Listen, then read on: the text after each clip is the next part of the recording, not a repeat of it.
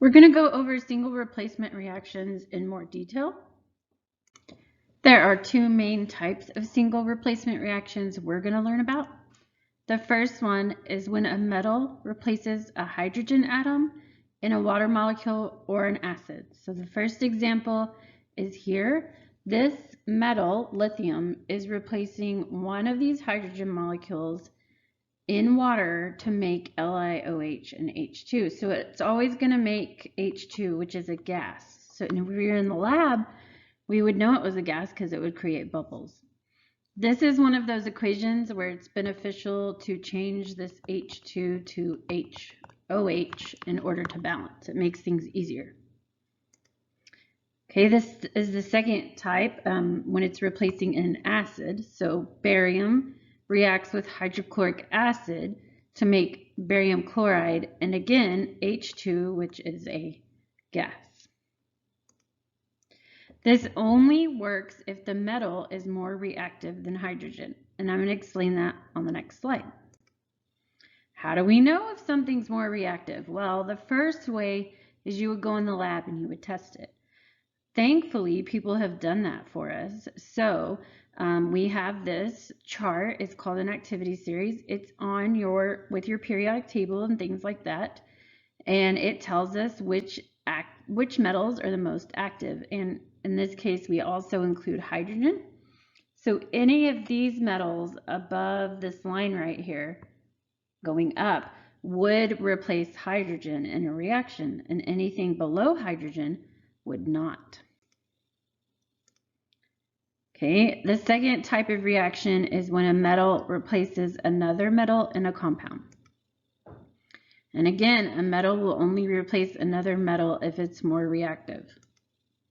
Use your reactivity chart. So let's look at this reactivity chart and do some examples. Remember, I'm going to show you again in a minute, but the basic format of single replacement is this. This metal right here that's by itself needs to be higher on the chart than this metal over here. So this one's higher. Let's change colors.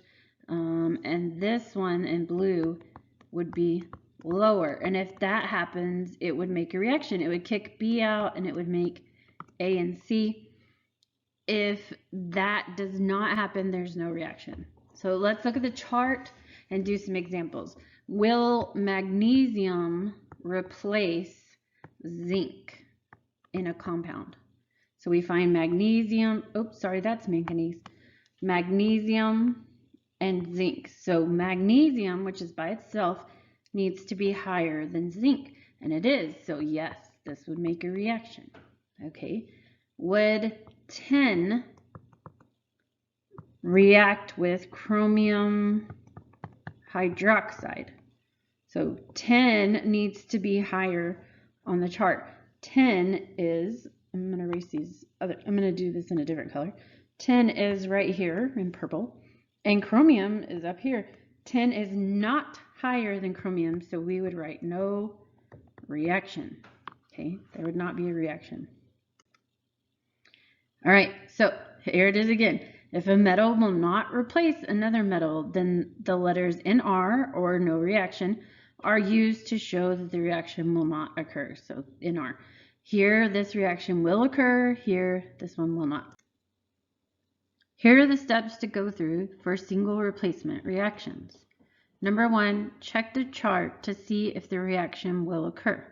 Number 2, if the reaction will occur, write the element that got kicked out by itself. Number 3, find the charges of the other elements using the periodic table.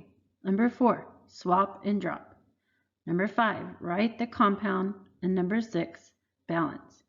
Write these steps down in your journal, and on the next page, we'll do examples so that you can see how they work. Let's try those steps. Here's a sample reaction. Here's the activity series. Step 1, see if the reaction will occur. So we have sodium and copper.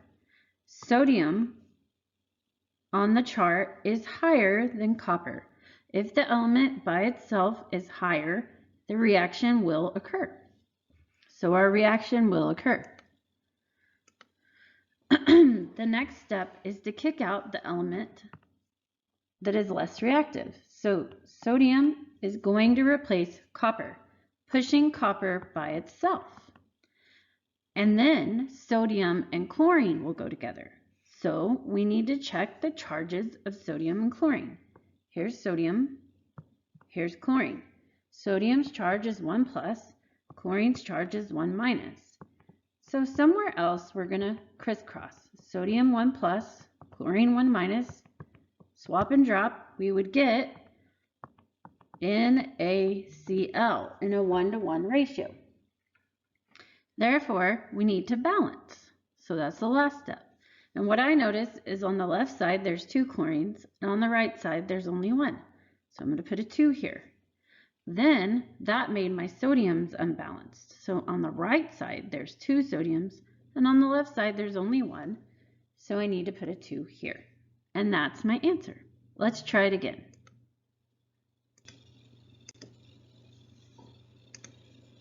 Barium and silver nitrate. So the first step again is to check our reactivity chart. Barium and silver. Barium is more reactive than silver, so there will be a reaction. So the next thing to do, remember that barium is going to kick out silver, making silver go by itself, Ag. Then barium is going to bond with nitrate. So I have barium, and its charge, as you can see on the periodic table, is 2 plus. Nitrate is a polyatomic ion.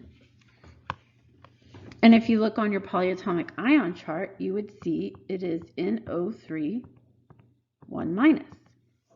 So when I swap and drop, I would get BaNO3, 2.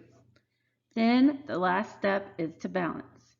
As you can see over here, there's 2 NO3s. And over here, there's 1. So we need to put a 2 here. Then that made us change the number of silvers. So we need to put a 2 here. And we're done.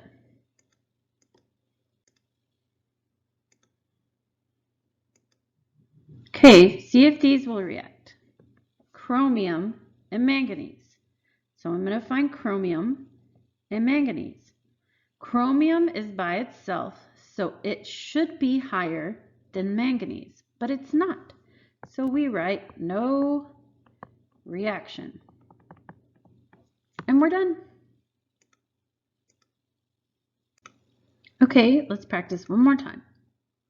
Aluminum and hydrochloric acid. So we're going to compare those on the reactivity chart. Aluminum and hydrogen. Aluminum is higher than hydrogen, so it's going to replace it and kick it out. So we write down the one that got kicked out. Here's an important note. Hydrogen is never just the element by itself, so make yourself a note.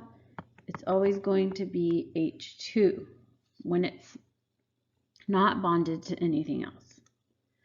Okay, now we need to see what happens with aluminum and chlorine. So we have to find those on the periodic table. Aluminum, let me change colors. Aluminum is right here, it's 3 plus. Chlorine right here, 1 minus. So we need to swap and drop those. Al 3 plus, Cl 1 minus. And I would get, oops, let me fix that. AlCl3. Now, I need to balance my equation for my last step. But I noticed that my H's and my Cl's aren't really going to match up if I change anything, so I'm going to use a little common sense and math and my expertise of balancing like you have because we've been practicing so much. And I'm going to say, I bet this is 6. And I can make both of those 6. So how would I make my hydrogen 6? I would put a 3 here. And how would I make my chlorine 6? I would put a 2 here. And then I need to balance my aluminums. And then I'm done.